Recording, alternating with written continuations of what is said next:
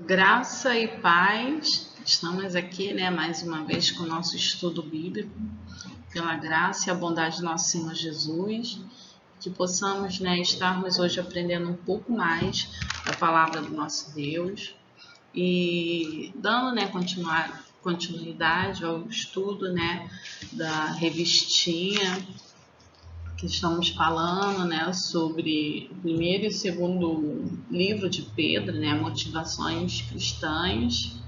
E hoje, nossa lição 4, vamos estar falando, as marcas da nova vida. Então, vamos começar com a leitura da Bíblia. E aí a gente pode ver, que ainda assim ela continua, complementando aquilo que a gente já tem falado, na primeira, na segunda e terceira lição.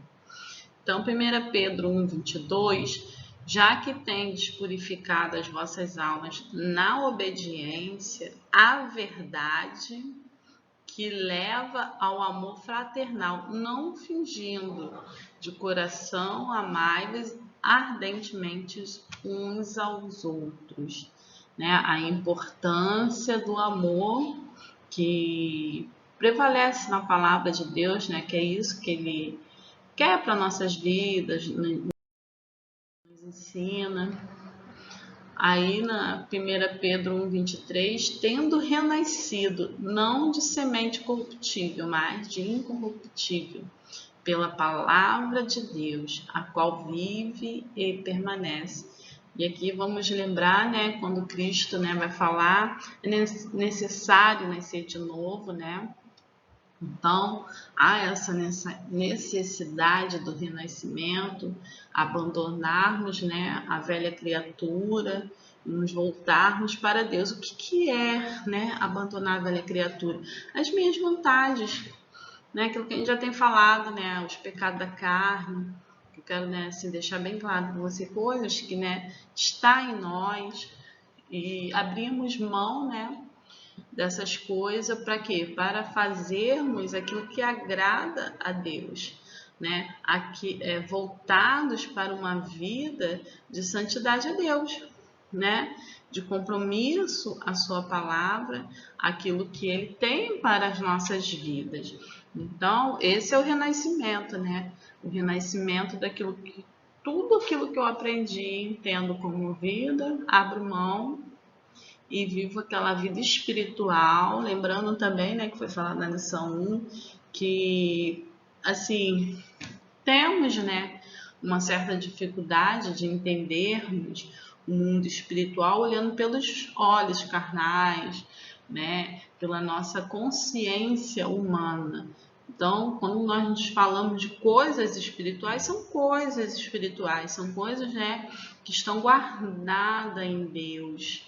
Então, possamos ter esse entendimento de que o renascimento é uma coisa espiritual, embora esteja ligada ao físico. Por quê? Porque estamos abrindo mão de fazer coisas nessa terra, nessa carne, que a gente já entende que ela é o quê? Pecaminosa.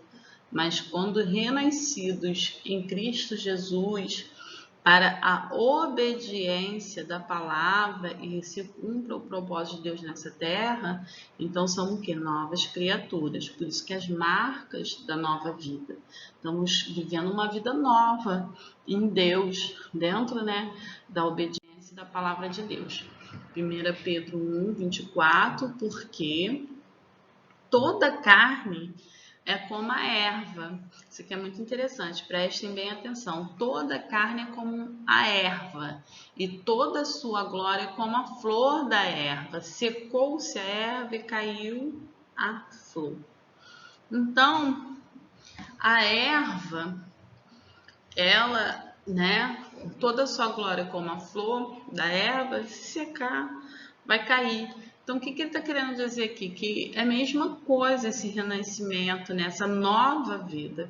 Se nos afastarmos de Deus, se nos afastarmos de obedecer a sua palavra, vamos, estar propício a isso, a secar, e cair as flores. Não florir como Deus quer, nessa terra, que é o quê? ganhar novas vidas, levar a salvação, que esse é o nosso propósito como cristão.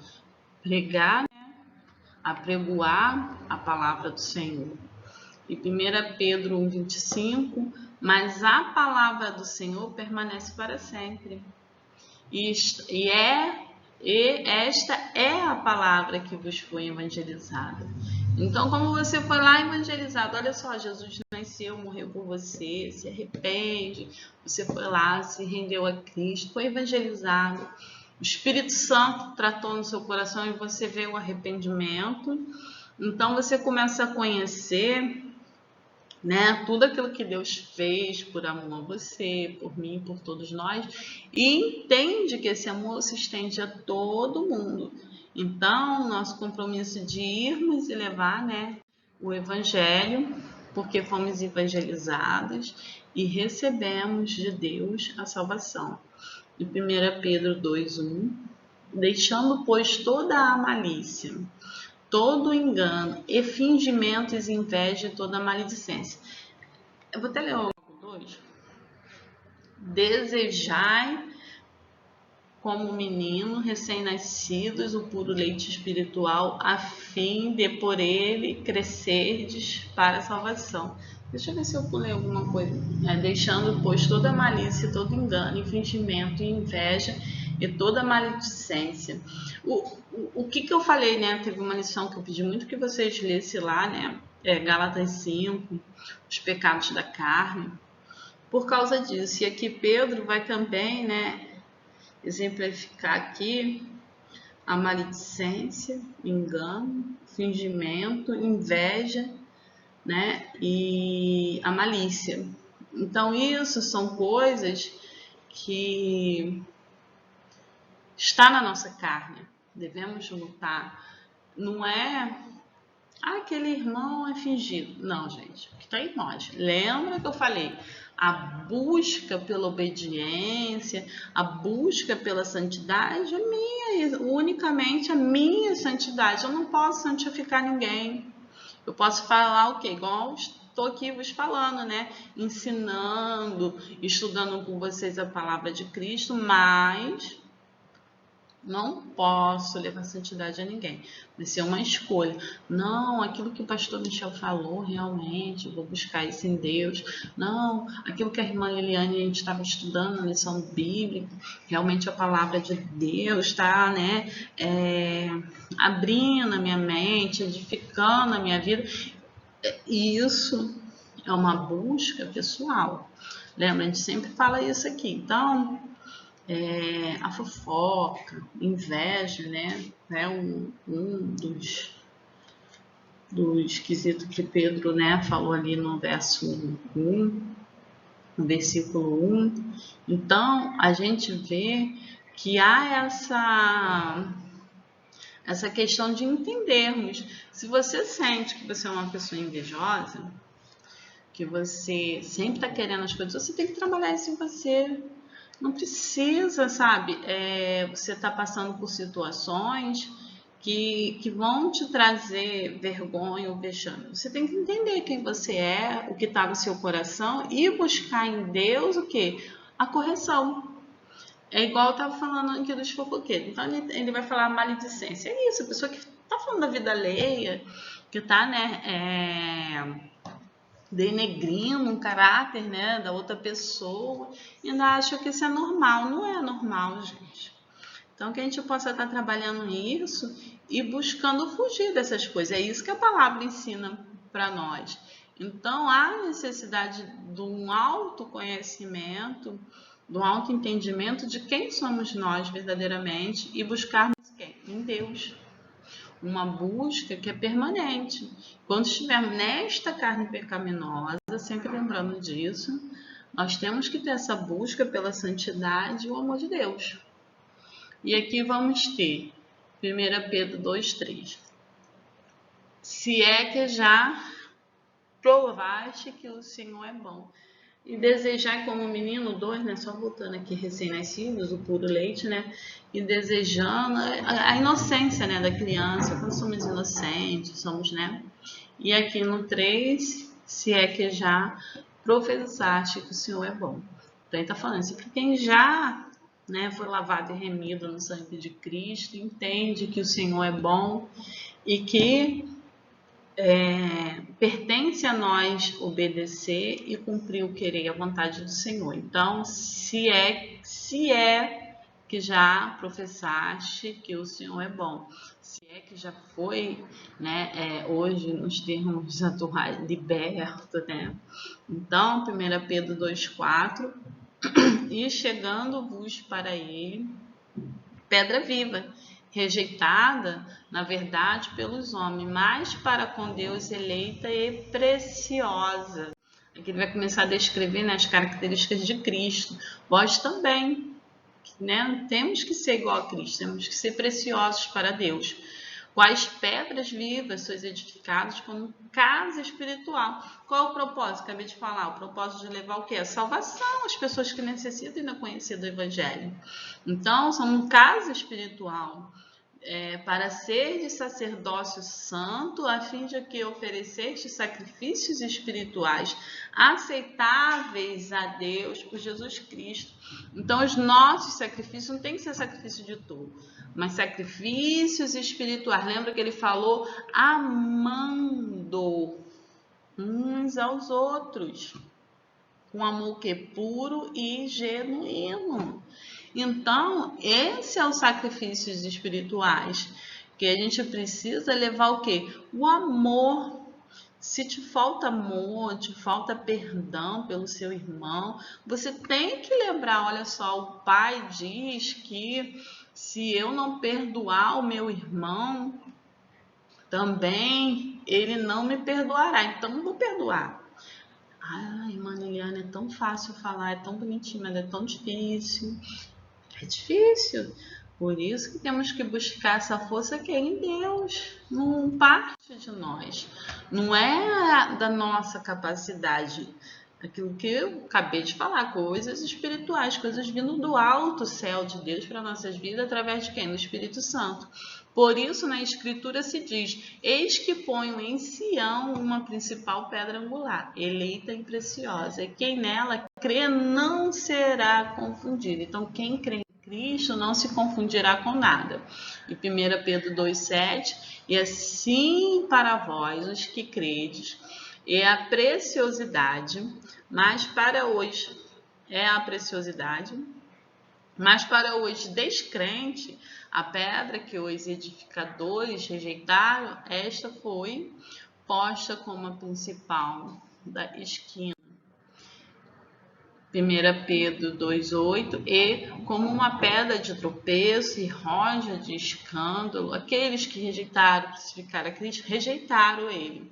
Então, de vez eles servirem de pedra preciosa em obediência ao Pai para a salvação das outras pessoas que necessitavam conhecer a Deus e Cristo, eles foram o quê? Pedra de tropeço e rocha de escândalo. E hoje também, né, aqueles que distorcem a palavra de Deus, não buscam obedecer, não buscam a santidade. Então, se enquadra aqui nesse versículo porque tropeçam na palavra, sendo desobediente para o que também foram destinados. Ele foi destinado a levar a salvação, mas está levando o quê? Aborrecimento, discórdia. Lembra que eu falei na aula passada, não lembro se foi na aula passada ou na outra, sobre a questão da fofoca? Aí a pessoa, não, eu tô comentando, mas às vezes, né, tá ferindo o caráter da pessoa, tá levando escândalo para dentro da igreja, confusão, e não tá fazendo nada. Ela tá o quê? Além de estar, né, desobedecendo a Deus, que Deus rejeita esse tipo de comportamento, ela ainda não está amando, porque não amou nessas coisas, ela também não está cumprindo o propósito para que também foram destinados. Então, vamos destinar o quê? A levar a salvação. Não confusão, não tristeza, né? Estamos aqui para levar Cristo, que é paz, alegria, amor. Então, é essa questão.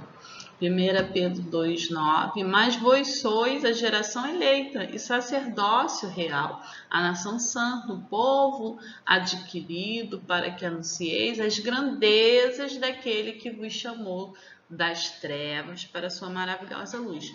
Então, se você colocar na cabeça aqui a fofoca, a maledicência, a inveja, a malícia, o fingimento, a inveja e todas essas coisas que a carne, né, influencia o ser humano a fazer, ela não gera o propósito de Deus.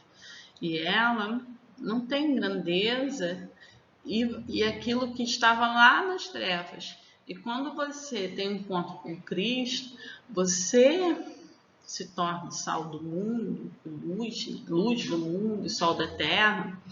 Então, você é o sal da terra, você está aqui para temperar, não para amargar, não para deixar sem sabor, mas deixar com sabor. Trazer luz, alegria, né? Essa luz quer dizer isso, alegria. Vê quando a pessoa está no escuro, principalmente criança, você percebe muito isso. Costuma-se, né, as criancinhas ter medo do escuro. Quando as luzes estão acesas, elas já estão brincando, estão alegres. Então a luz é Cristo, né? Então essa luz ela traz o quê? Amor, alegria, né? Paz. E 1 Pedro 2,10, busque outrora, nem eres povos, nem éramos povo, né? E agora somos um povo de Deus, e agora sois de Deus. Vós que não tinhas alcançado misericórdia, agora tendes alcançado. Então hoje estamos abaixo do que? Da misericórdia de Deus. E 1 Pedro 2,11, amados, exortai-vos como a peregrinos, é o que ele fala lá, né, na primeira lição também, né, lembrando que somos peregrinos nessa terra e forasteiro, que vos abastenhas da concupiscência da carne, as quais combatem contra a alma. Então, tudo aquilo que há na nossa alma tem que ser santificado e purificado para Deus, mas nós vemos que a nossa carne, ela tem a concupiscência, mas nós temos que combater isso diariamente, né? E nos fortalecendo aqui na palavra, na oração, na vigilância, com a edificação do Espírito Santo na nossa vida e obedecendo a Deus. 1 Pedro 2,11, tendo o vosso procedimento correto entre os gentios, para que naquilo em que falam mal de vós, como de malfeitores, observando as vossas boas obras, glorifique a Deus no dia da salvação. Então, se os teus procedimentos são corretos entre os gentios, para que não falem mal de vós, e fora que, né, não irão falar mal de nós, mas vão sempre falar, mas é crente, sempre, né? Você não vê isso em outra religião, né? As pessoas ligando, né, os erros, as falhas humanas à religião da pessoa, mas no evangelho se vê muito isso, né? Por quê? Às vezes a pessoa, não, porque se eu prego amor e não mostra amor a ninguém, é estranho, né, gente? As pessoas vão perceber e observar isso. Fora que a gente já é uma batalha espiritual, lembra? São coisas espirituais, já sofremos perseguições espirituais. Então, as pessoas que estão no mundo, elas sofrem influência, né, maligna, muitas das vezes, e ainda tem esse contexto. Mas é estranho você falar de amor e só fazer coisas que demonstre isso. Aí você vai lá, fala de perdão, mas não perdoa ninguém. Então é uma coisa, gente, que realmente não tem como. Então, aqui o que Pedro está falando, que temos que ser um bom testemunho. Se a gente pregar algo tão lindo e maravilhoso que é o amor de Deus, a salvação para a vida das pessoas, e eu ajo igual as pessoas do mundo, fica difícil as pessoas entenderem esse amor e ver, né, quão preciosa é a salvação. fica difícil. Então, o meu comportamento, ela tem que se valer daquilo que a palavra ensina. Por isso que ela tem que ser pautada no quê? Na obediência. Então, no tópico 1 da revista, a nova vida se fundamenta no sacrifício de Cristo. Então, aqui ele vai desenvolver a questão, né, da salvação. Então, a nova vida traz algumas marcas que são demonstradas pelas ações e decisões da vida diária, contrapondo um estilo de vida anterior,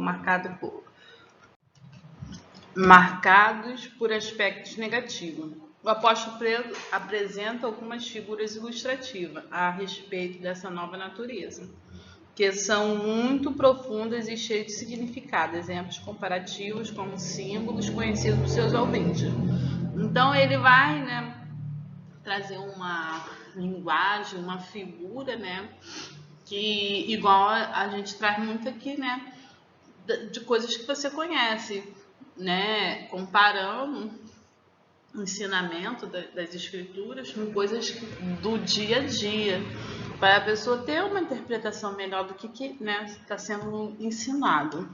Então, uma nova vida se fundamenta no sacrifício de Cristo.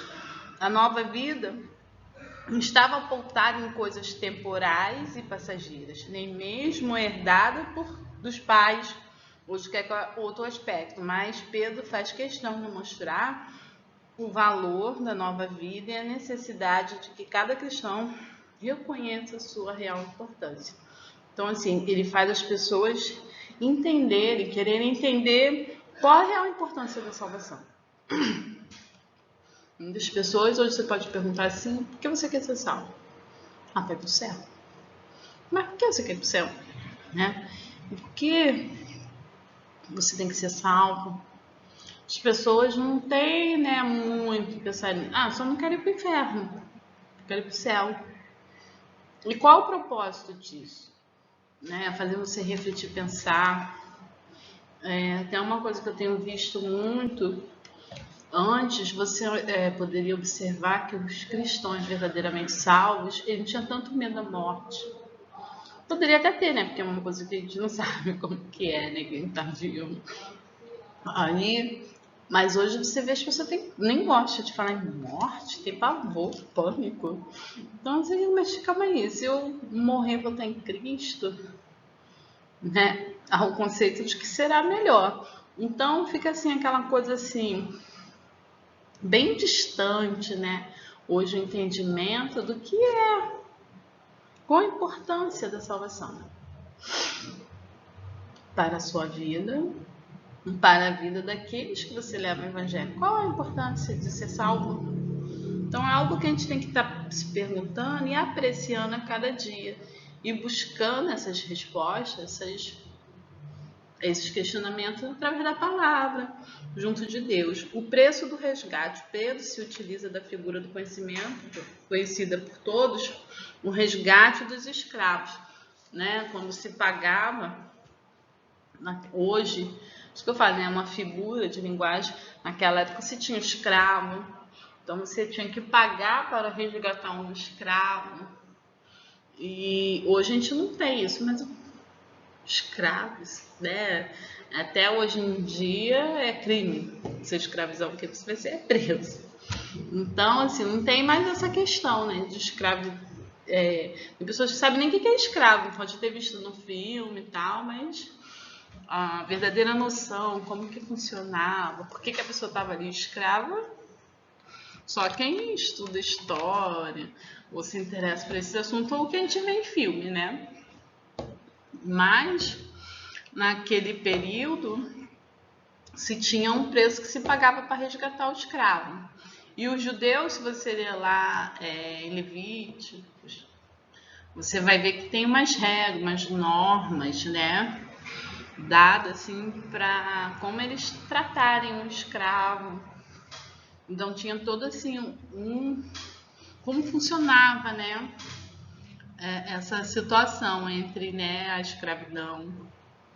Então, ele usa essa linguagem que as pessoas entendiam. Muitas das vezes, ou era um escravo, ou era uma pessoa que tinha um escravo, ou alguém que já tinha pago para resgatar um escravo, né? Porque, vamos supor, tem um irmão. Aí um desses meus irmãos fez uma dívida, aí foi trabalhar lá, né? Porque não tinha condição de pagar essa dívida e ficou lá escravo. Eu, por vergonha, naquela época tinha muito essa questão de nome, de família, eu ia lá, que estava a dívida do meu irmão, resgatava ele daquela dívida. Para quê? Para o nome da família, né? Não estar ali no meio do vexame, que, né? Você ser levado como escravo, é porque você tinha uma dívida, você não conseguiu pagar alguma conta, ou porque você era nascido de um escravo. Então, tinha essa questão. Tanto que você pega ali a passagem, né? O profeta, a viúva estava ali com medo porque ela não tinha como pagar a dívida do marido, o marido tinha morrido, e ela só tinha aquela farinha na botija e os credores iam vir levar seu filho como escravo. E o profeta vai lá e pede, né, a comida, ela dá, alimenta o profeta, e na consciência dela, o que? Ela ia esperar e morrer. Que não tinha mais nada, não tinha, né, como pagar ali as dívidas, e o filho seria levado, e estava esperando, né, mesmo um milagre. Mas o profeta vai multiplicar com azeite, né, a farinha da botija, creio que vocês conhecem essa história, e ela consegue quitar a dívida e manter, né, ela e os filhos. Então, era um dos quesitos, né, da escravidão. E é um estudo bem longo. Vocês podem estar lendo ali Levítico para entender mais ou menos como eram as regras que se aplicava ao povo judeu. Porque eu estou falando isso, que os romanos tinham outros princípios, escravos. Eles conquistavam lá as terras, escravizavam ali as pessoas.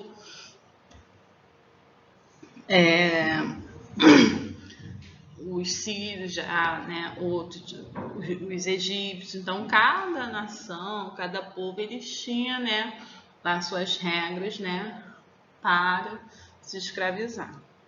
E hoje muitas pessoas não conhecem, nem querem entender, né, que isso era maldade e tal. E hoje é um marco na história, né, que até se cria bastante contexto, até leis, né, para defender esse tipo de situação. Então, ele vai apresentar a comparação, né, que era vivida naquela época. O precioso sangue de Jesus Cristo não foi com coisas corruptíveis e contamináveis que alcançamos o benefício de uma nova vida, mas Pedro aponta para a cruz de Cristo. Cordeiro, a semelhança da Páscoa, sem mancha e sem mácula, que foi entregue como oferta substitutiva para remir os pecados através do seu sangue derramado. Então, assim, o nosso resgate, a nossa salvação veio pelo quê? Pela morte de Cristo, né? A libertação da influência do pecado, a manifestação do plano eterno de salvação. O plano de salvação é eterno. Então, salvo, partindo em Deus, permanecendo, né, na obediência, estando com Deus. E todas essas coisas que estamos aprendendo aqui é para sempre. Realmente até lemos lá no início, na primeira lição, se eu não me engano, que é algo que está guardado em Deus, né? E ela é permanente. A nova vida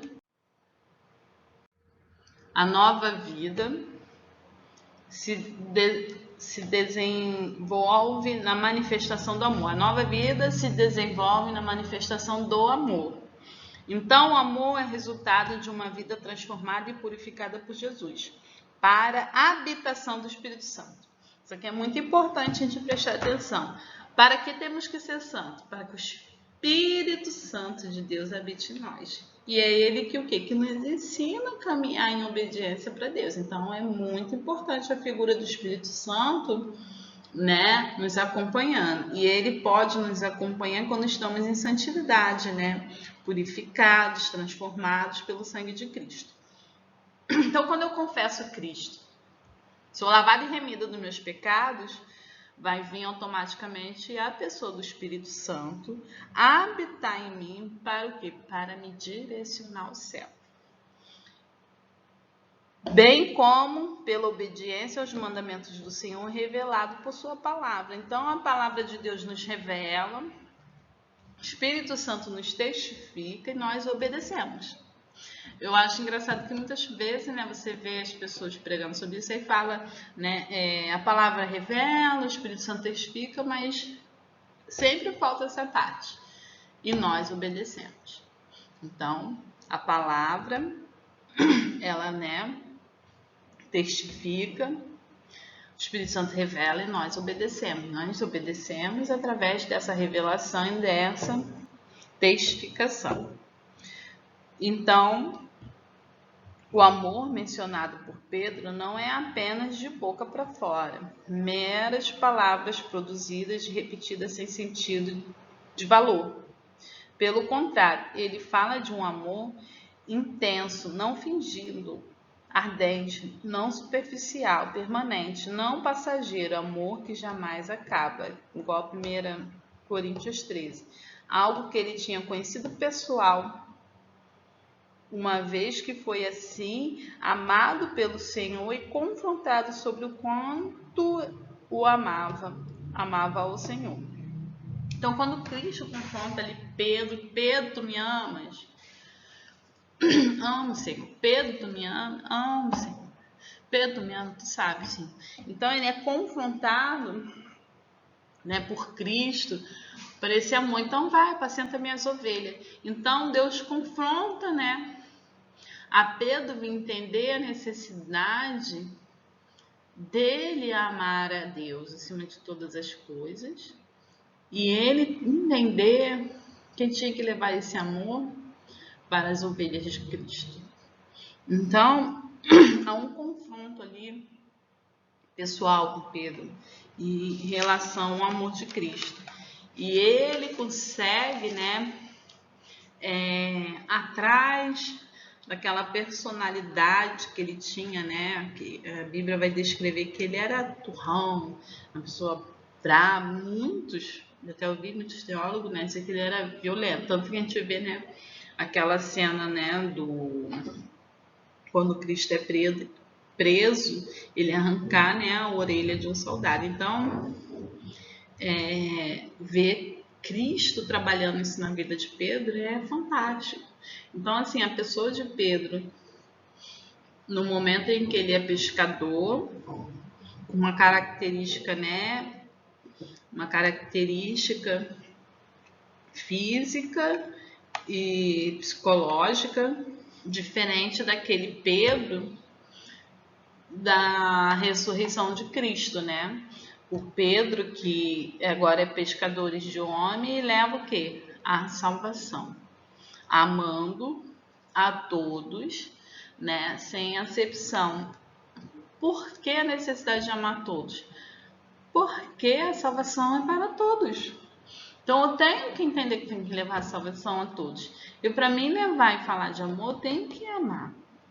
Então essa é a necessidade de estarmos, né, pregando e falando do amor de Cristo e entendendo o seu amor e amando. Então, o tópico 3, a nova vida, se fortalece no testemunho. Lembra, a gente lembra ali, né, na questão, né,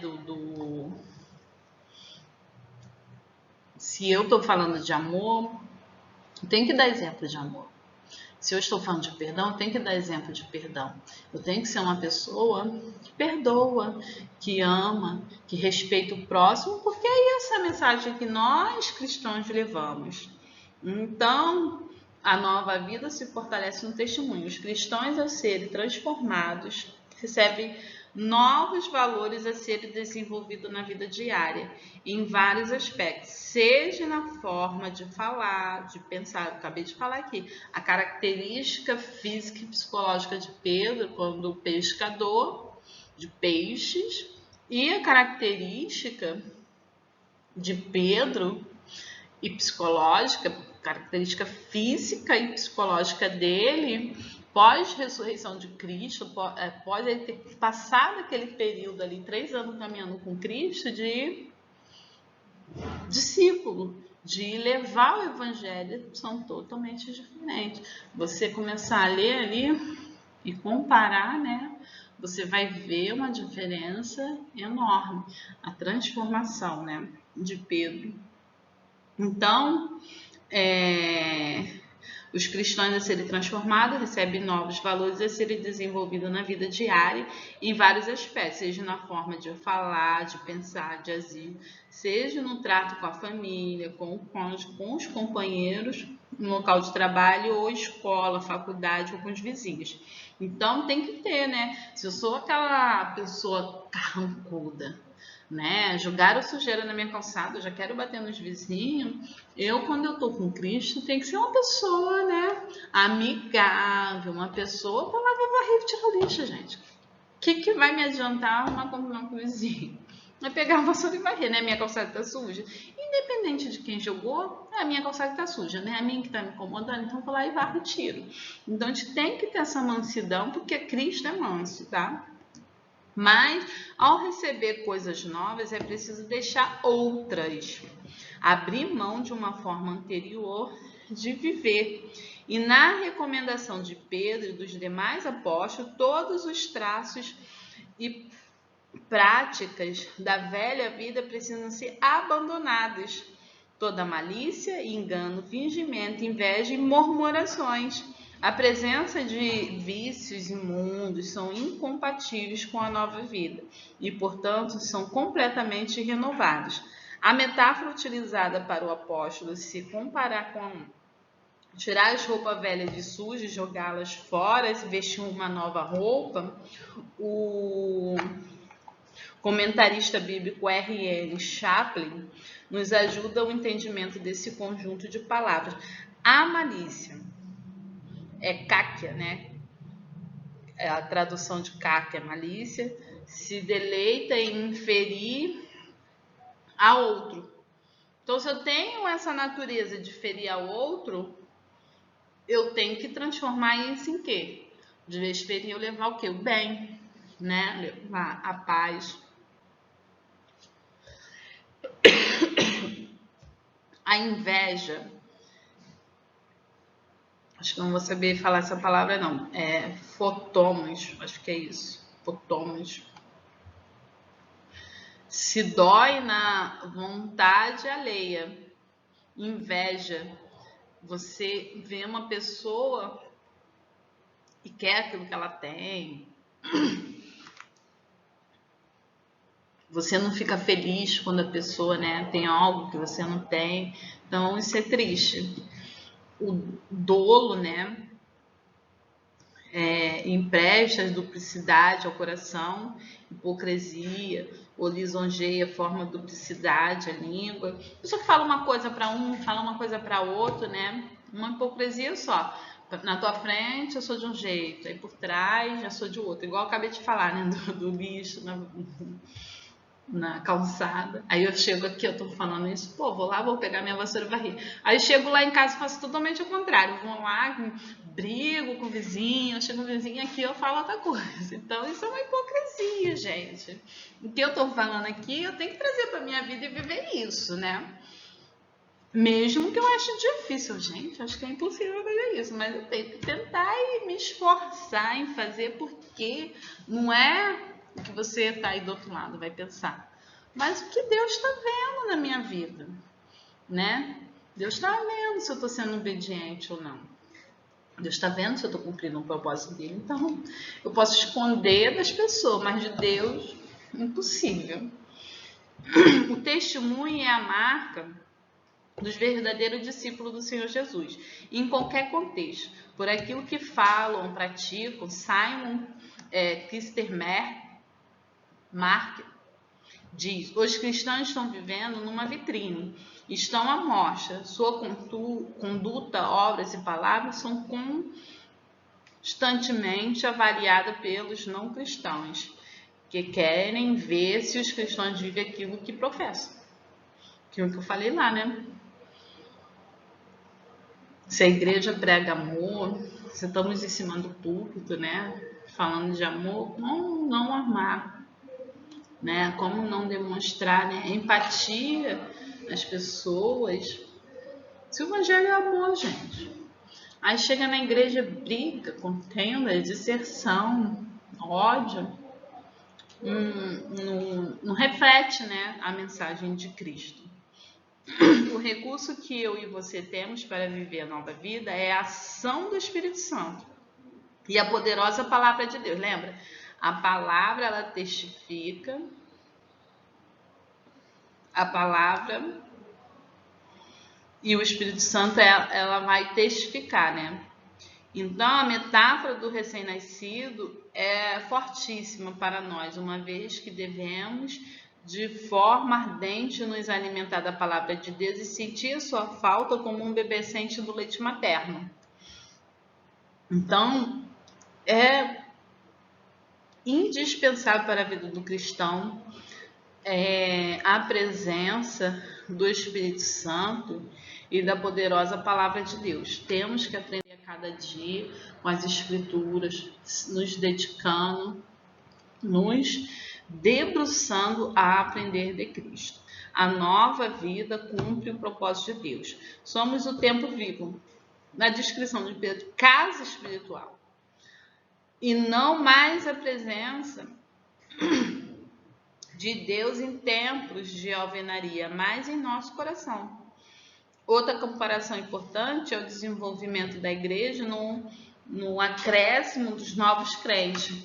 Quais pedras vivas, em que somos colocados no corpo de Cristo, sua igreja já com um propósito definido, somos pedra da grande palavra, grande pedra que é Cristo, somos o sacerdócio santo, em que não se restringe a um pequeno grupo de pessoas, pelo contrário, todo cristão é um sacerdote diante de Deus, tem competência para se apresentar diante de Deus, tem livre acesso a Ele, mediante Jesus Cristo. Aqui está o princípio do sacerdócio universal a todos os crentes. Então, quando Cristo transforma, né, seus seguidores em sacerdote santo,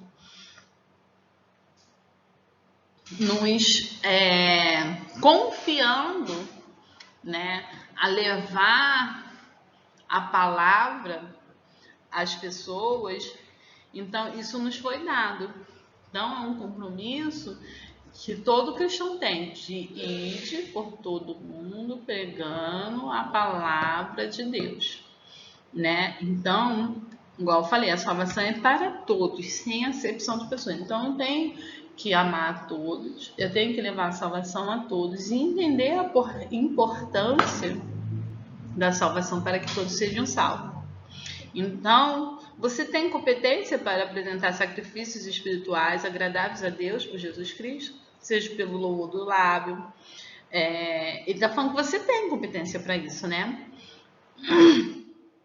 Seja pela sua maneira, seja pela sua transformação, né, que a gente acabamos de falar, deixar de ser uma coisa, deixar de falar de um jeito, deixar de se vestir de um jeito e se apresentar com uma nova conduta e instruída por quem? Pelo Espírito Santo de Deus.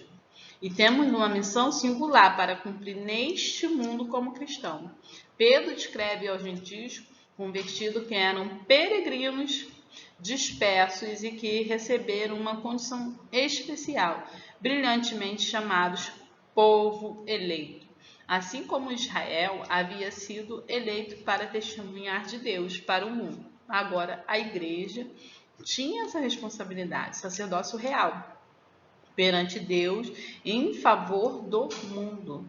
Então, assim, nós não compactuamos com o mundo, mas em favor do mundo, levamos o que? A salvação, para que eles possam entender qual o propósito de Deus. E isso é um privilégio, gente. Um privilégio que foi dado por Cristo para que possamos levar bênção à vida das pessoas, vendo vidas sendo transformadas. Então, quando você pega uma vida, uma pessoa que tem uma história de vida triste, uma pessoa que não tem mais nem perspectiva de vida, e você fala de Cristo e aquela pessoa revive e você vê a mudança transformando. Gente, olha, não sei se é maior a alegria de ver isso ou saber que Deus está se alegrando disso, porque a salvação é algo assim precioso e maravilhoso. Se você não tem essa coisa assim, você vê vidas serem salvas, verem vidas sendo transformadas pelo poder de Deus, você tem que começar a se atentar para isso. Porque quando você olha para o mundo e vê só falsidade, tristeza, morte, traição, adultério, engano, mentira, né? Só tanta coisa ruim nesse mundo, meu Deus. Então, você começa a ver ali Deus vindo e transformando as coisas assim, um lado agradável, bonito de se ver.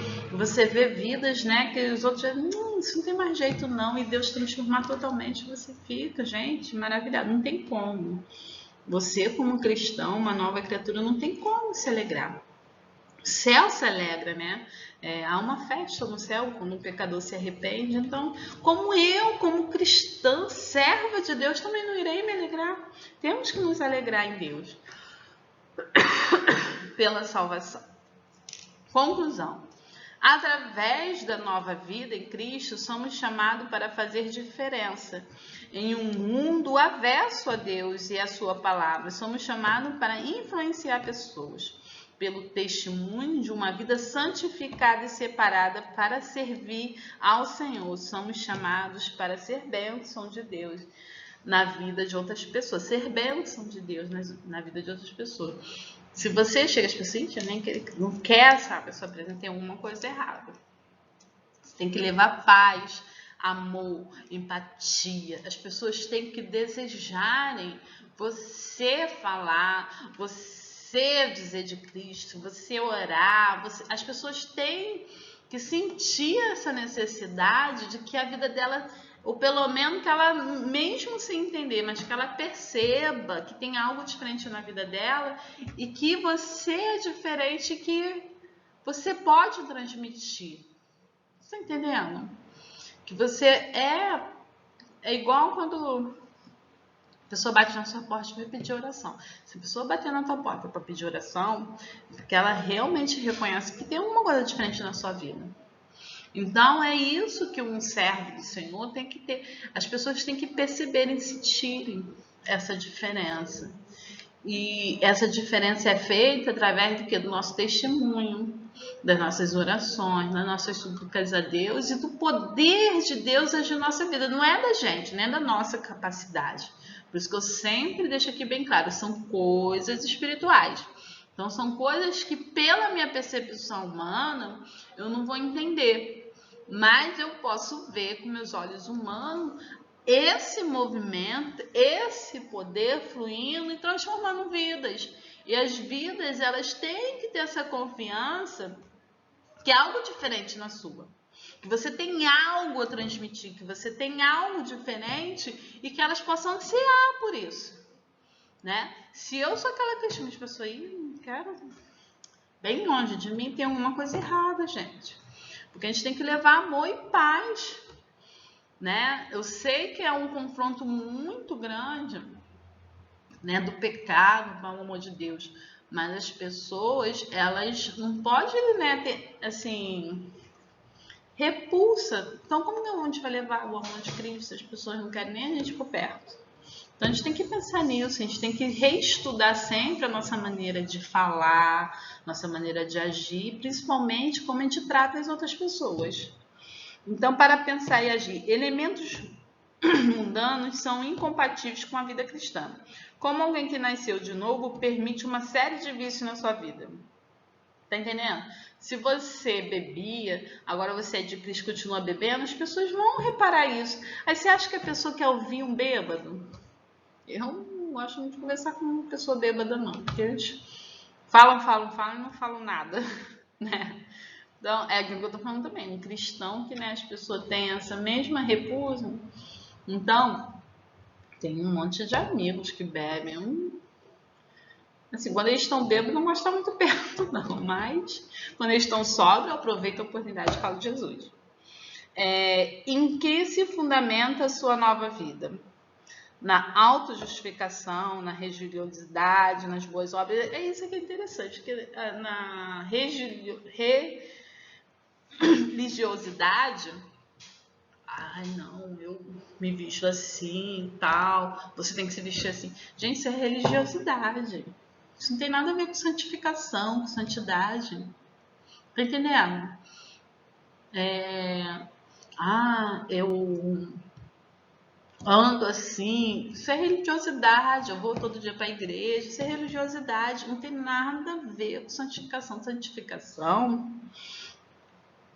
Igual te falamos aqui de Pedro. Pedro falava de um jeito. Pedro era bruto. E ele foi se achegando a Deus, se comparando a Deus, sendo manso, se importando com as pessoas, levando a salvação e tendo empatia pelas pessoas. Não adianta eu ser uma pessoa que não olho para o meu irmão e me compadeço daquilo que ele está passando. Ou principalmente num pecador, né? Que eu sei que ainda não tem a salvação, não tem como. Então, a gente tem que deixar essas coisas de lado, que a gente acaba afastando as pessoas de nós. Não ganhamos elas para Cristo por causa disso. Somos salvos por Deus mediante Jesus Cristo para cumprimento de um propósito em que experimentamos vários privilégios. E a sua nova vida cumpre os propósitos de Deus, é isso que a gente está acabando de falar aqui agora. A gente temos que ter esse compromisso de entender que estamos aqui com um propósito e esse propósito pertence a Deus. Então, eu tenho que sempre me abaster do quê? Da minha vontade, do meu entendimento e buscar entender e a vontade de Deus sobre a minha vida. Espero que os irmãos tenham gostado da lição de hoje. Eu aguardo vocês para a nossa quinta lição. Essa revista ela é fantástica, ela é muito rica, né, nos ensinamentos. Então, que vocês possam continuar estudando. Lá no comecinho do vídeo tem, né, o meu zap, tem meu e-mail. Estarei respondendo as dúvidas se alguém tiver querendo, né, alguma coisa, uma apostila, uma explicação ou contribuir, né, para as aulas também é bom, tá bom? Eu agradeço a todos. Vamos orar, né? Agradecer a Deus por tudo. Senhor, meu Deus, meu Pai, te agradecemos, Senhor, pela oportunidade, pelo privilégio, Senhor, de estarmos aprendendo mais de Ti, ouvindo as Tuas palavras, nos empenhando, Senhor, a buscar o Seu Espírito Santo sobre nossa vida, para que possamos entender o Seu propósito, Senhor. Nos dê mais amor, que possamos perdoar, que possamos, Senhor, fugir da má aparência, que possamos, Senhor, nos comportar como santos, né? Porque sabemos que somos observados e vistos pelo mundo de maneira diferente e temos a responsabilidade de levar o seu evangelho e a sua salvação àqueles que precisam, Pai. Então nos ajuda, Senhor, nos fortalece, que possamos ser um povo, Senhor, de oração, um povo vigilante, buscando, Senhor, obedecer a sua palavra em tudo e a todo momento. É o que te peço e já te agradeço em nome de Jesus. Amém. Até a próxima.